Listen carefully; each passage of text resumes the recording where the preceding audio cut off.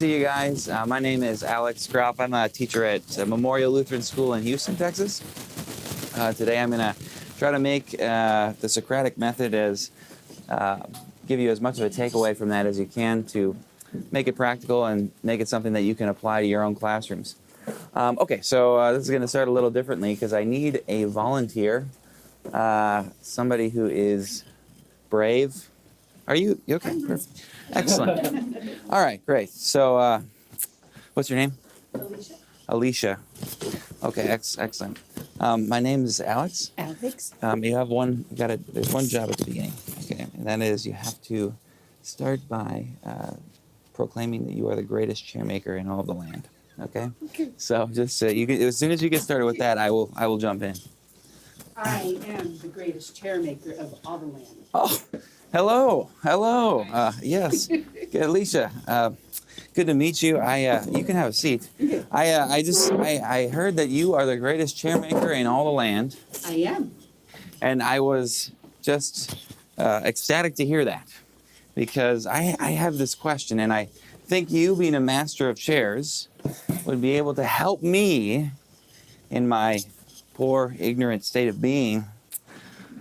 I'm trying to figure out what this question that I've had on my mind for a while. I've kind of new in town, and I've observed the cultures of your city, and this is the puzzling question to me.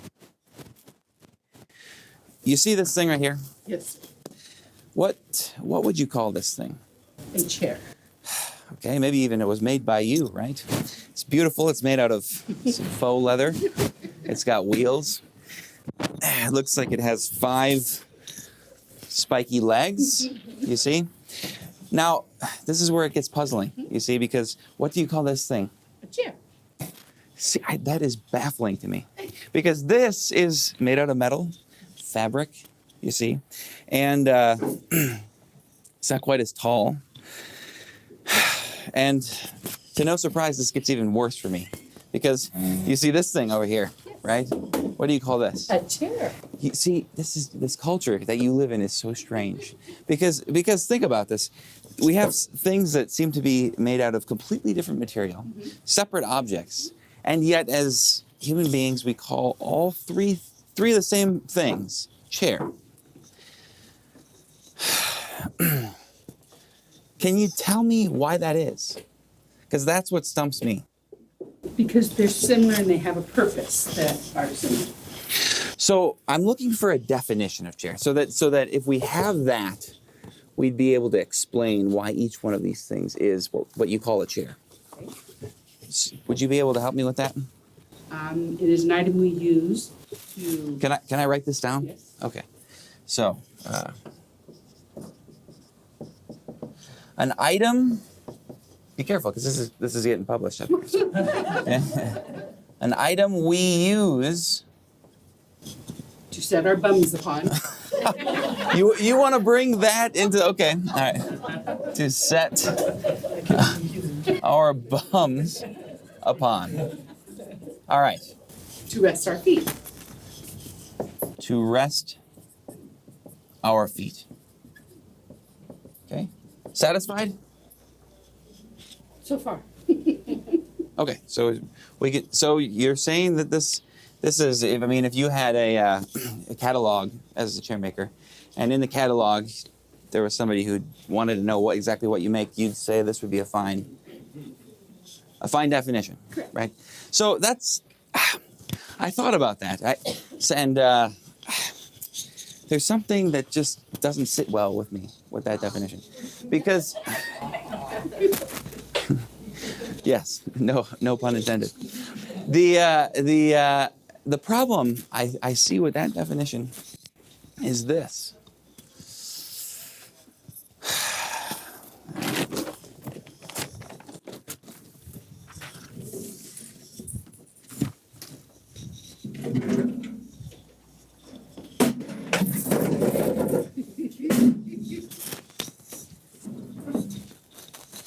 My question is, am I sitting in a chair? No, you are not. Whoa, wait a second.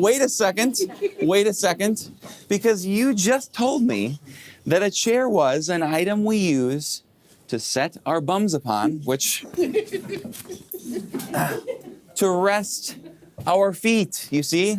Okay, whose purpose of construction was, that was not purposely constructed Okay. as a chair. Hold on one second. Hold on. So you are you saying to me that you would like to alter your definition of chair? I'm gonna have to. Okay, well, let's try the second one. So maybe you want to just amend the first one, is what you're saying? Okay, well, what would you say? What would you say that is? How would you amend it to make it so that you brought in kind of the idea of purposeful creation, The right? main purpose is to rest our bum, or set our bums and rest our feet. So an item we build, correct? Okay, so we're just switching out the verb, right? Okay, an item we, and who's we? Anybody who would like to. Okay, all right. So let's just say I'm feeling really For the purpose, don't forget the purpose. Okay. For the main purpose. Okay, great. For the main purpose. Yes. All right, great. So let's just say that tomorrow I am just feeling artistic and I start my own chair shop and to compete with you, of course. And I set out a whole new line of what I call chairs. And I build this exact same thing. Looks exactly the same, right? Unlike those three confusingly different things. And I say in my catalog, I say, chair that has been built. I built it for the main purpose of resting our bums upon to rest our feet. Okay. So let's, so fast forward to tomorrow. Ah, yes. I built this chair. What do you think? It looks funny. Whoa. I'm simply following your definition of chair. That's what I used to create this thing. Come on. Is that something that you think is is there a problem here? Well, yes. Because your chair does not look like a chair. I'm just following your recommendation. So how exactly would you, are you saying you need to alter this again? Teach you something. I'd love to learn from you. That's why I'm here, because I don't know what a chair is. I just want to know. So if you'd tell me, is there another way we need to alter this definition? Because unless you have a way in which you could say that's not a chair, because I built it that way. Well, that can be your chair then. But I would Whoa, my chair or a chair? a chair. That's what I'm after. Okay. That could be a chair. So it could be. So we're at the point now of saying this could be a chair, Well, if and you I could feel be a it female. could be a chair, yes. So no, but hold on, but what do you think? Do you think that could be a chair? Realistically, if I said, "Gosh dang it, I built it this way," and it is a chair. You built your chair to look like that? Yes. Okay. So you're willing to admit that I have a chair here, right? No, but Well, you know what? This is just thanks for talking. I guess I'll have to go on my merry way and just hope that someday I can find somebody who can teach me what a chair is. Okay, so thank you. You've been great. So what exactly was that? Okay, that conversation. That is a form of the Socratic conversation, and I want to spend the first amount of time explaining to you exactly what that is, what that process entails. And then after that, if we have time, I'd like to show you how you can apply it to something like history, something like literature, something like current events. And I also have Latin. Does anyone raise their hand if they teach Latin in here? If nobody teaches Latin, then I'm not even going to. A couple people? Okay, so maybe for your sakes, we'll get into that one. Okay. You got one already. Hey, what are you, digging into my box? Previous? Okay, great. So 2, 1, 2, 3. Here you go. 1, 2, 3, 1, 2, 3. All right. Couple, 3. Great. Are you done with the chair? Debbie, you can go get your chair back. Yes. I knew that was going to be a. So, there you go. Okay. What? He wants the real chair, the real one, yes. Okay. So, there you go. There you go. Yes. All right. Excellent, excellent. So you got this. You got one? Good one? You guys are all good? Everybody's got one? I think we're good. Perfect. You need one. Yes, yes, yes. Great. My chair is just Excellent. Yeah, I could have brought you in for the next time. Okay, great. So what I have here for you is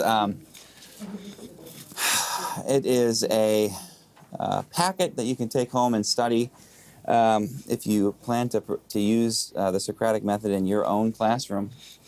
Oh, let me just do this. And I want to show you. I want to just explain the packet so that you can understand what it is, so that it's useful to you in the future.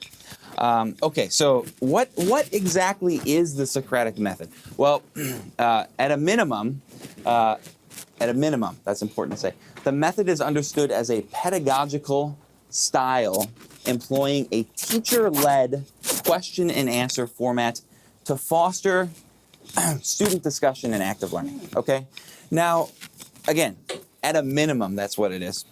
Because there is a lot of scholarly debates, because people read Plato, and a lot of people like to discuss, is there any method to this Socratic madness that we're reading? So there's a lot of discussion and dispute as to whether or not we can actually read Plato's character of Socrates and figure out what he's doing. So for example, you see, this is one argument for what's going on with Socrates. 5 stages, right? Wonder, hypothesis,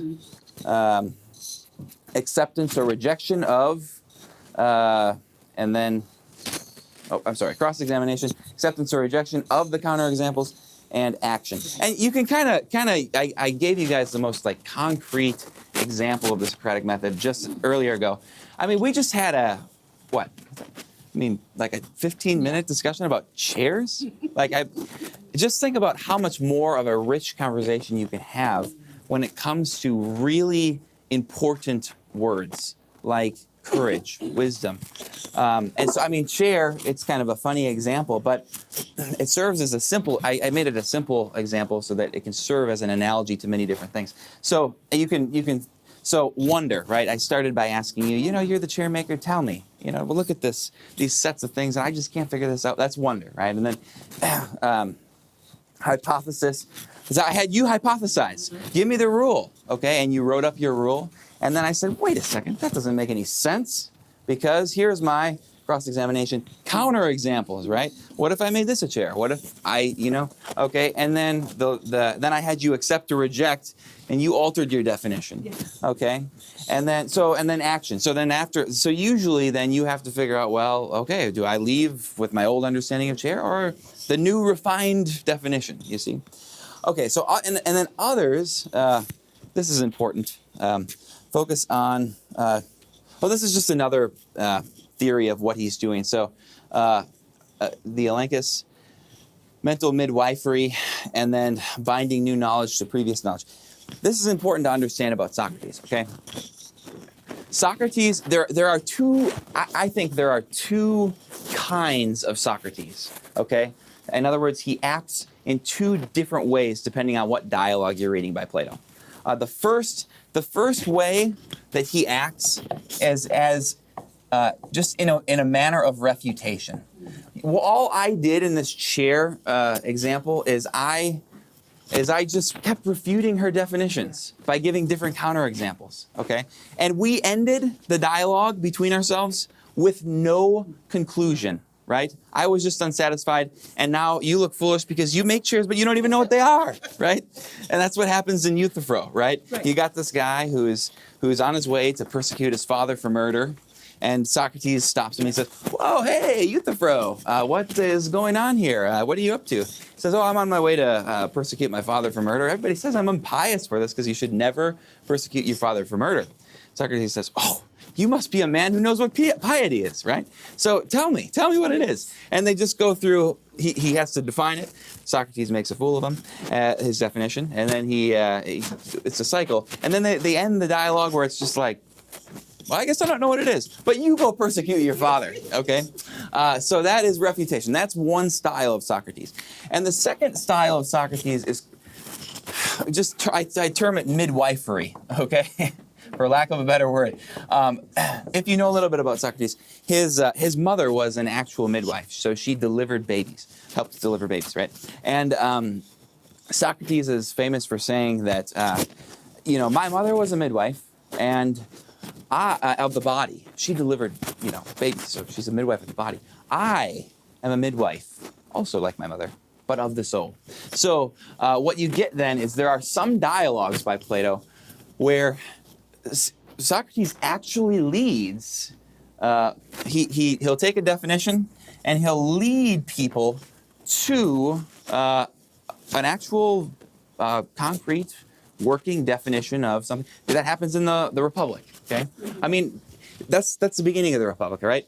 Socrates and his friends are just sitting around talking about justice. They're like, oh, we're old, it's a good thing we've been just our whole lives because, when you get to old age and if you've been unjust, then, you start to look back and regret things on your life and then you feel bad about yourself right before you die. It's really inconvenient. And then they're talking about, well, what is justice, And so they go through a couple definitions. And then Thrasymachus, he's like in the back. He's like a wild dog just waiting to get into the discussion, And he's just like, wow, Socrates, you just come and mess with people. Everybody knows that justice is the advantage of the stronger, right? And Socrates is like, well, is it? So then the whole rest of the Republic is Plato's, he gives you stories, he gives you myths, all different ways of articulating the answer of what is justice, okay? So those are the two kind of roles of Socrates. So in other words, so going back to what I was really originally talking about. So a lot of people so everybody agrees that, Socrates, the Socratic method is just this basic conversation, teacher-led discussion. Question is, what's Socrates doing? Some people say stages like this, and then there are others on the radical extreme who say, there's no method to Socrates' madness. I disagree with those people. Otherwise, I probably wouldn't be giving this presentation. Because here's my sort of thesis, I guess. I propose that because Plato's Socrates is exclusively and consistently searching for the meaning, okay, just like I searched for the meaning of chairs. Every dialogue has a different search, right? Plato's Republic is justice. Euthyphro's piety. Okay. Anyways. So because there's always this search for the meaning of a word, observable patterns arise throughout every dialogue, okay? Throughout the Socratic conversations, okay? And so if you focus on, if you focus on this as kind of the overarching theme, you start to notice the same patterns throughout Plato's dialogues, and I'm going to explain what those are here quickly. So this is a style of analysis that is taught in law schools and medical schools. It's called IRAC, okay? And so, as you may have known, in law school, pretty much every day, students are victim to the Socratic Method. You learn very thoroughly what is IRAC, okay? And this serves as the basis of what is conversation in law school, okay?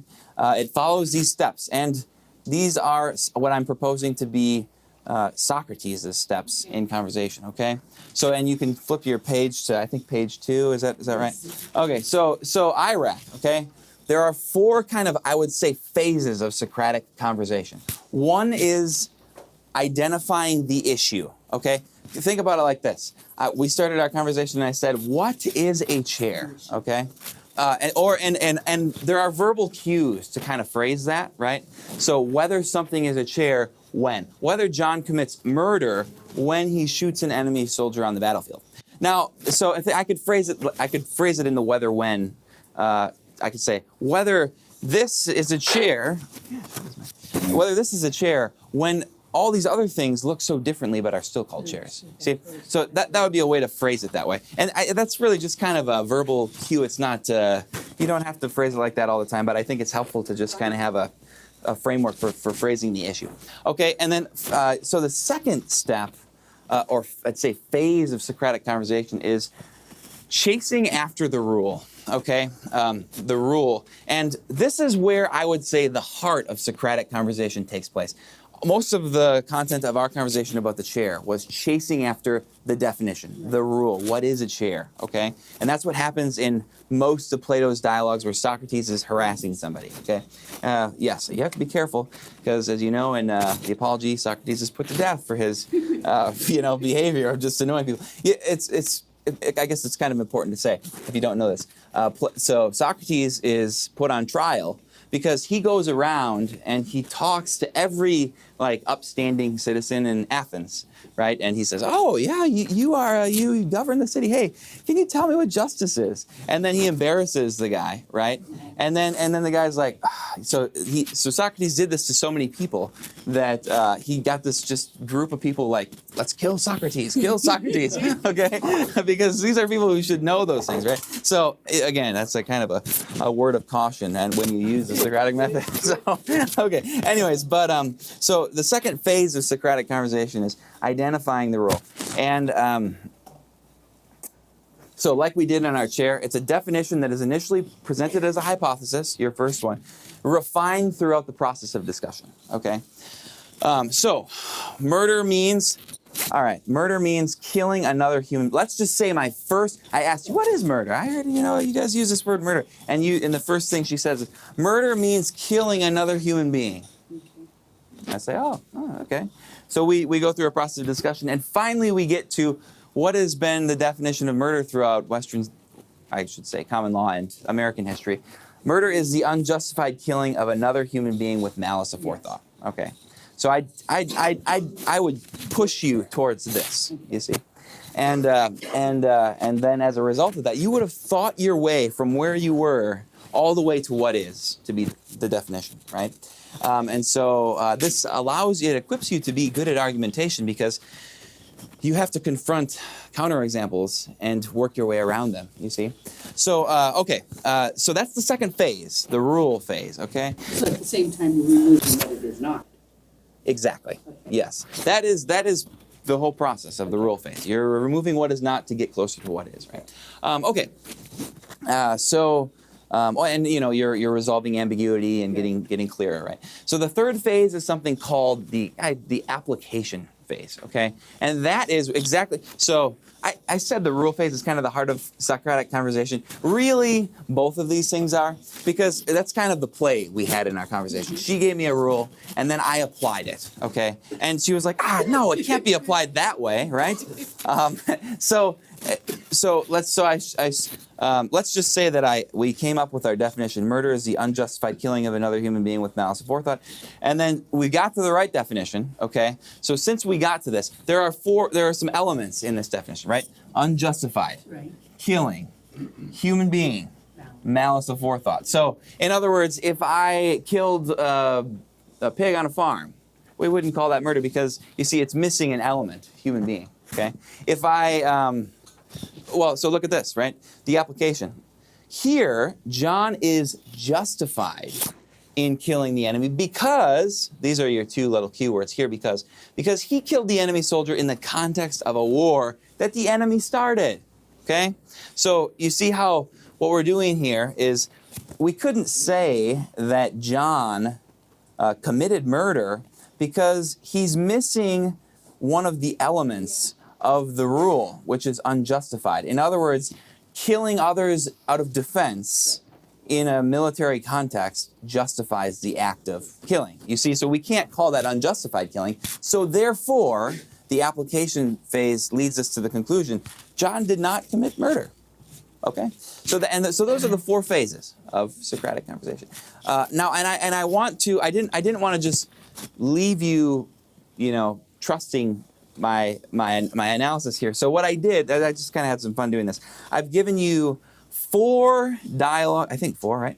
4 dialogues where Socrates is in the middle of a conversation, and I quote him a lot of times, giving you the exact line that leads you into one of the phases of Iraq. Okay, whether in apology, he's on trial for murder, right? Or for corruption, I should say, corrupting the youth. The issue is whether Socrates is guilty of corrupting the young when not believing in the gods the city believes in. Okay, that's the accusation of him in court, right? So then he goes through this is the process of refining that Socrates goes through in the dialogue. First he says, "Oh, okay. Well, you who accuse me, what is it that really improves our citizens, our young people of Athens?" And the people respond and they say, "Well, it's the laws. The laws make our people good." Right? Terrible definition, right? But anyways, so then Socrates has some fun with that. And he gets them to change it, right?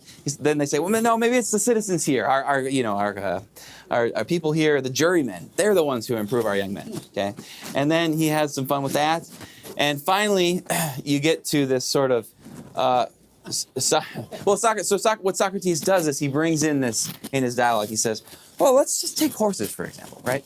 Because you guys are saying that all these people in the nation, basically our citizens, are the improvers of young men. Let's take horses for example, right?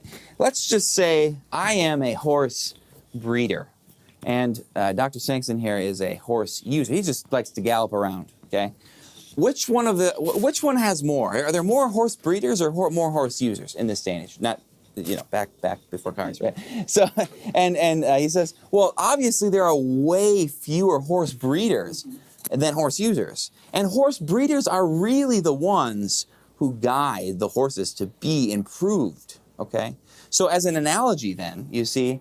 Isn't it the case that there are far fewer improvers of men in our society than, as you're saying, with all the jurymen being the improvers of the youth? Wouldn't it be the case that there are far fewer improvers rather than everybody being an improver? It seems like there are more corruptors than improvers. Yet I, this very small niche of society, am the, So he leads them to this. Okay, and then they conclude very few people, those having knowledge, like the horse breeders, improve our young while many, that is ignorant ones, you have to have knowledge of the good, like simple horse users, are the ones who corrupt our young men intentionally. And this puts Socrates in the perfect spot, because then he says, "Oh, so okay, so I can't be an intentional corrupter," he says, because think about this. You live in where do you live in? Sheridan, Wyoming, small little community. You realize that if you go around corrupting young people, that's the society you're going to have to live in, right? And he says, why would I want to live in a society full of corrupt people? There's no way I could do that intentionally, right? So, if it is the case that ignorant ones corrupt our young men either intentionally or unintentionally, okay? Socrates says, I'm not an intentional corrupter, because who in their right mind would be an intentional corrupter? So, because of this, right, either I, Socrates, do not corrupt the young, or if I do, it is unwillingly. And you, Meletus, who's his accuser, you're lying in either case. And he says that if I do it unwillingly in Athens, if he did something unwillingly, you wouldn't be in court for that. Okay. So he gets himself out of the accusation here with the Socratic method. Okay, so I'm not going to do that with every single one, but what I wanted to show you is that this Iraq process exists in every one of Plato's dialogues with Socrates. And this is an example of Iraq in the Euthyphro, this is in the Theaetetus, and this is in the Republic. Okay? So, and you can follow that on your own and look at that. I can't spend the whole time on walking you through each dialogue like that, because I do want to make this a little even more practical. All right, so but anyways. Okay, so moving on to page, what is this, 4? 4. Yeah. Oh, this is a question that comes up. What age group should the Socratic method be intended for? I'm going to quickly paraphrase this so that we can move on. Basically, this is a quote from a scholar. You notice in Plato's dialogues, two observations. First of all, Socrates is always engaging with a non-philosopher.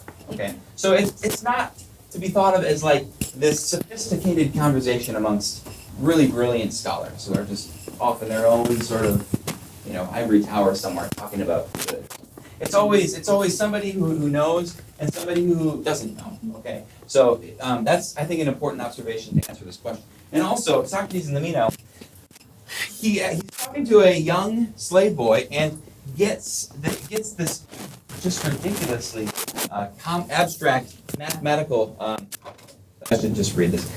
He uninformed slave boy. He gets him to the correct answer of an abstract mathematical question. Okay, so Socrates even interacts with young people in his style, and so I think that points us to a few answers of who should be your audience with this kind of thing. You can use. I mean, think of our conversation with a chair. A third grader or a second grader could engage in that kind of thinking, right? Okay, so 3 practical tips for implementing this into your classroom. I'm going to go through this pretty quickly. Start the lesson planning process. Pastor Keyser gave a great presentation last CCLE conference when he was talking about lesson planning. He said that as you lesson plan, okay, at the beginning, before you when you're planning for that class period that you're teaching, think and write down what is your thesis, okay, and after you write down your thesis, then plan your lesson, because everything that you plan will be directed toward that thesis. See? Now, the Socratic Method is a perfect way to get students from where they are to a thesis. But that's kind of the same idea here. So start your lesson plan by either figuring out one of two things. Either figure out what conclusion do I want my students to get to, okay, or, right? So, and that would be more like, let's just say I was going back up here. I wanted my students, in this mystery novel or something, to conclude John was not the one who committed murder. Okay, or, so you can start with the conclusion, and then you have to think of the rule yourself. Or you can start with the definition and say, that would be a plan where you're like, I want my students, I want to engage in a Socratic conversation, and I want to get them to this rule. Okay, it takes time, so that might be all the time you have. But once you get to that rule with your students, then you can start using that throughout the entire semester, the entire year. Okay, you can have fun with that, and I'll show you how to do that in a second. All right, so this will be my next point after I'm done with the. Start your class discussion by introducing the issue. That's the first phase. You have to do that. You can do that many ways. I just did it by setting up chairs and I asked you what to share. Okay. In history, okay, tell a story. Tell a story. And I'm going to do that next. Tell a story and then present the issue based on the story. Okay. In literature, you're reading stories, right? Focus on a specific passage and ask the question there. And then have your students engage in using the rest of the text to help them get to the answer. Okay. In science, you're doing this almost naturally with the scientific method because you're making hypotheses on, and you're trying to work toward them. But kids, all this really is it's grappling with vocabulary to get students to truly think about and understand words. Okay, so I have this for you guys because I think this helps me think about whether or not I'm being Socratic in my lesson. How Socratic was I? Okay, so this is one way that one of my professors described the Socratic method to me. He said, if you are being Socratic, you have answered no questions throughout the entire class. It's a profound statement because if you think about it, your goal as an educator is to get student from point A, where they don't know, okay, and turn them, to use Socratic language, to knowledge, to what is, the knowledge of what is. And to go from point A, where the student is, and to take the student all the way to knowledge of this thing, this definition, all without ever answering a question, okay? So that's the greatest challenge, I think, of the Socratic method. And so, if you provide, so a lecture is the exact opposite. Yes. Because if you lecture, you can give a lot of knowledge, right? But with every sentence, you're providing an answer, right? Here's this, and you're, and there's use for lecture. It's just it's almost the opposite of Socratic, right? Because you are telling rather than getting students to get there by themselves, okay? I asked one of my students, what is the Socratic method? Because I teach with the Socratic method. One of them said, it's your teacher style where you get us to do all the work. That's like, yeah, that's good. That's good. So okay. So anyways, you did not. So and then another thing, you did not explore how anything you said applies in other scenarios. Okay. So for example, maybe you give a definition of love. Okay. In literature, you say, oh, Shakespeare, he's talking about this. This is how he's defining love, right? And then you just let it go. Okay, so students walk away and say, oh, well, that's Shakespeare's definition of love. You can have some fun there, right? You can say, well, is this love? You know, and so if you don't explore how definitions apply in other contexts, I think you're more on this side of the scale. And then this is the opposite, okay? I think that part of the difficulty of jumping into teaching Socratically would be coming up with a list of definitions. So in your packet, I have included definitions from passages. So here I've included the definitions from Plato's Republic of justice, okay, of wisdom, of moderation, of courage. Those are the 4 cardinal virtues. The good. This is Dr. Larry Arnn of Hillsdale College's definition of the good, which is profound. Think about it you could meditate on this for like weeks. It's the thingliness of a thing. Okay? That's it. Yeah. And I mean, think it's as simple as what is good? So if we say, is this a good chair? Yeah, it is, right? But let's just say I saw it in half. It's no longer good because it lacks its thingliness, the chairiness. See, that's right. It's an Aristotelian definition of the good, but it's something that you can get your students to within the context of that. Okay, also I apply good Bible passages that bring us to the theological or virtues, love, faith, and hope. And I just sat in on Dr. Sangson's lecture and realized that when I made this packet, I was missing some really good ideas for this kind of thing. He gave a lecture on Stoicism and how their definitions of the passions conflict with New Testament definitions. And if you think about this, okay, we sit in front of kids all day, all week, all year, and what we're really doing the entire year is teaching them words. You know, students ask, well, why are we here? To learn words. The point is, I'm a teacher because you don't know as many words as I do, or as well as I do. No, that's it. Right? That's really, I mean, and you know, it's the definitions of words that we have that define who we are. And so I really like Dr. Sangson's discussion because it shows how the Stoics were their own camp, their own cult of people because of the definitions they had of the passions. So, for example, grief is the belief that you can write these down. I don't have these, I'm sorry. I could send them to you if you want to. Grief, according to the cardinal passions, according to the Stoics, grief is the belief that something bad is present, okay? And then you compare that to a New Testament. So you ask, well, the Stoics' goal is to rid oneself of the passions, okay? So you don't want any grief in your... All right, but the New Testament... Sorrow because there are things in this world that are not as they were, or how they should be, or as how they will be. Okay? So think about it. You know, as a person, should you engage in grief? Okay? According to the New Testament, maybe that's not as bad as the Stoics would make it out to be, right? So you can see just by your definitions of fundamental words, your outcome is a completely different person. Okay? And so if you want the rest of this, go chase after Dr. Sankson. He's right here. He'll tell you all about these things. Okay. So, all right. So I have those. I have those things. Okay. So okay. I also included for you. Oh my goodness! I'm already out of time. Okay. I also included for you all the emotions: anger, calmness, friendliness. These are all from Aristotle's Rhetoric, Book 2. If you haven't read that book, it's like the greatest book on how to speak publicly to people. And the whole book 2, is dedicated to the emotions. And because they're so important to public speaking, because the first question a lot of people say you should ask before you give a presentation is, how do you want to make people feel? Okay? Because those are the things that will guide whether or not they accept your conclusion. And unfortunately.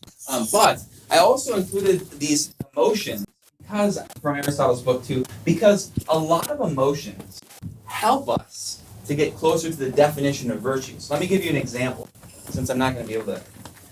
Courage, okay? I have to. I'm giving this lecture tomorrow too. Maybe I'll spend more time on kind of giving examples in history and literature. Okay, it depends. There's a lot of reading people. So okay. So courage, right? Okay, the line for lunch will be long. Oh, okay. So the definition of courage. Okay, there are 4 elements of courage. One is that you fear something. Okay. Right. The second is that I should start over. One is that there's a danger, a real danger. Okay. The second is that you fear that danger. Okay. The third is that you overcome that danger. Okay. And the fourth is that you do that for the purpose of the good. Okay. Those are your 4 elements of courage. Now, what does that show you? That part of understanding what courage is partially you have to understand what fear is. Right. So you have to understand the emotions so that you can understand the virtues. So a lot of these things, and moderation, right? Controlling yourself, don't let the passions rule for you. Those things play into that virtue. So the emotions are something to pursue with your students as well because they help guide your understanding of virtues. Okay. So I have all the definitions from Aristotle's book 2 on emotions, and then last, just for fun. I think this is significant too. I took some definitions from Martin Luther, because again, your definitions are what defines you, and these are all of. I took these out of. There's a really cool book called What Luther Says. Maybe you have it. It's basically like a dictionary, but you look up the word, baptism, and then it's everything that Martin Luther said about baptism. They are arranged for it. So I took that out of this book. And these are things these are Luther's definitions of these keywords. And so you teach it in Lutheran schools, it's a perfect thing to bring into lessons, and have you can have some fun with this, because a lot of people disagree about what these words mean. Okay? All right, and so these are Luther's definitions. And then the last thing I have is resources. So if you really like the Socratic Method, you want to pursue it, I have a list of practical kind of how-to resources. Okay, and then if you people who just love digging yourself into the deepest abstract things, to the highly technical resources, those are a few ones that I think are pretty good. So I didn't have enough time to get into kind of how the Socratic Method has been used in American education. But in short, it started around the 16 and 1700s with public schools. It started at the time when public schools came up. This is in an essay. I think I have that. Anyways, it started when public schools came up because the teachers were being asked, you got to keep these students awake. So they went back and figured this could be a way. Okay. Well, that's it. If you want, yeah. So I guess questions, and then if you want to stay, I can give you a couple, one example of how to apply this to history or literature. So sorry about our time is up. Question? Yeah, on practical how-to resources, are there Yes. one or two of those that you think are better than any order? Yeah. Where do you start? In a way, I'm doing you a disservice because all those sources are going to give you just not disagreeing ways of, but I mean, look, I chose what to present because I think it can be boiled down to what I said today, and anything in here, I don't know if I have an order of how to. That's a good question, but that's such a personal question. I don't know. I don't know how to. I don't know what would be the objective text. I probably would have told you that if I knew. So, but good question. Maybe I'll think about that. And any other questions right now before people want to leave for lunch or? Okay. Yeah. Well, thanks for coming, guys. Appreciate it.